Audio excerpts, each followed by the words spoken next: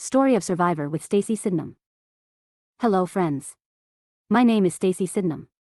On June 7, 2019, not only did the baseball player, Big Papi, get shot while in Costa Rica that day, but my life changed that morning also. I had gotten up at 5 a.m. to work out in my she shed, as I had been doing for nearly 6 to 7 years. It's not that I was a health freak, but I was in a constant battle of eating poorly and wanting to lose and maintain my weight. That morning started like every workout morning, a cup of hot green tea, then off to my shed next to our mobile home. In my shed I have a boxing bag, a total gym, hand weights up to 8 pounds, yoga mat, resistance bands and a balance ball.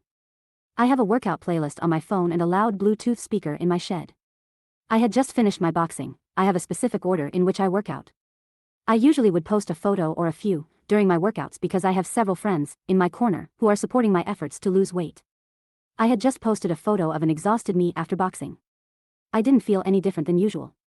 I then got on my yoga mat and did what I call butt lifts. I had done maybe 10 or so, all while the song, Living Dead Girl, Very Ironic, by Rob Zombie was playing. All of a sudden, I heard and felt a tearing of what I thought was a back muscle between my shoulder blades. Excruciating pain. At the exact same time, my jaw dislocated and jutted what felt like inches to the left of my face. I had to grab my jaw and pull it into place and hold on to it. My tongue immediately felt furry, not just fuzzy, but furry. My vision got blurry. I laid there in unreal pain between my shoulder blades, 10,000% sure I tore a muscle. My husband was asleep as per usual at that time of morning. He is also disabled with bad balance and a limp. I, while still holding my jaw in place, on my back unable to move much, grabbed my phone and texted him, "I need you." Amazingly, he hurried to the shed to find me laying there holding my jaw. I had to have him roll me onto my side. So still holding jaw in place, I could prop myself on my elbow then sit up. He called 911 and called our son, living with us at the time, to bring the aspirin to the shed per 911. I was able to get to the house and the paramedics came and checked me out. Everything looked okay to them and they said my heart was fine. They left it up to me about going to the hospital. My hubby insisted I go. By now my jaw was in place, vision was okay but tongue still felt freaky. I went to the ER with the most painful BP cuff on ever and the unbearable pain between my shoulders. Upon arrival at the ER, I was given the usual hospital gown and told to go change. I had to use the bathroom and walk down the hall unescorted, with a pain in my back like childbirth contractions. Got back to my ER cubby room, waited for anyone to come in. I kept moving all over the gurney, trying to ease that back pain between my shoulder blades. Nothing was helping. A nurse gave me a shot of Dilaudid but it only lasted about 15 minutes. I was trying to relax, watching the TV with the news about Big Papi. I started chuckling and told hubby that there was one TV screen but 2 clocks, 2 monitors, 2 of everything on the wall that was smaller than the TV. Right at that time, an ER doctor walked past my closed curtain. She stuck her head in and asked me to rotary what I said and asked why I was there, so I told her. She immediately called for a transport and sent me to CT scan. One person rolled me in. They hooked me up and immediately about a dozen medical people showed up, jumping on the sides of the gurney, all asking me questions, running me to the ICU part of the ER.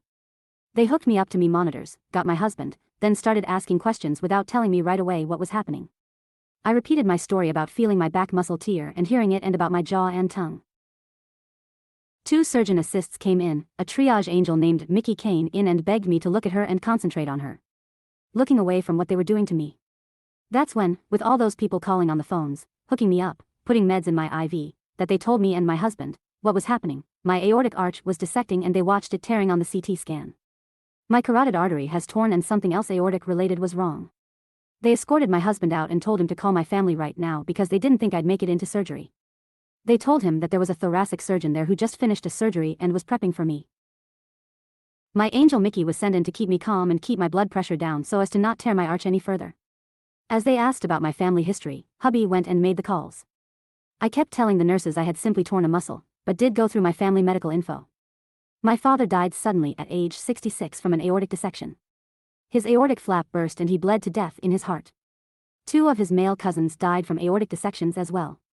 My father passed away within 2 hours before they knew what was happening. That was 27 years ago. I kept thinking that this isn't what's wrong with me. No way was that happening to me. My younger cousin, a male, also had an aortic dissection but they knew what was happening, as his was 3 months after my father died and we were all aware of the issue. My cousin survived. I got to say my goodbyes to my sons and my grandson. My husband was told that I would probably not survive the surgery and that it could take 6 to 12 hours. My sisters and mother drove over from the East Coast, my bosses showed up, friends and family all gathered in the surgery waiting room. 6 hours later, I awoke in what looked like a huge gymnasium. Someone was sitting to my left, screaming my name. I kept asking repeatedly, am I dead or alive? Turns out this wasn't the way station to heaven, it was the recovery room and I was the first patient into this enormous area. Once I was lucid enough, I heard others being hollered to. John was next in. Each of us had our own medical person with many machines per patient. I vaguely remember being wheeled to a room. I don't remember seeing my husband or mother, but I remember her holding my hands, telling me how cold they were.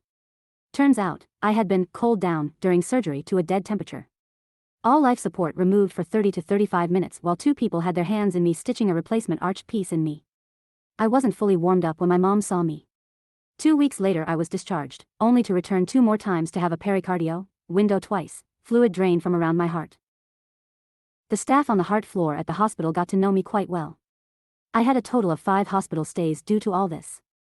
I had my lungs drained 5 times. Without insurance, I couldn't afford a doctor or cardiologist for follow-ups. The staff told me to apply at the free clinic associated with the hospital across the street. Due to being unable to work for 4 months, I financially qualified, but only for 12 months. I just finally got insurance this month and have a caring doctor who has referred me to a cardiologist, after almost 2 years. This new doctor said that since I've had nothing wrong since all this, I can proceed with low-impact exercising. My doctor is also a weight loss specialist and he's going to help me with that as well. I am not living around my aortic issues, I'm living because of my aortic issues. This won't define me, this is just part of my past. I wear a medical alert bracelet advising emergency personnel to check my aorta first. It has my surgery date, contact person on it and says that I have family aortic issues.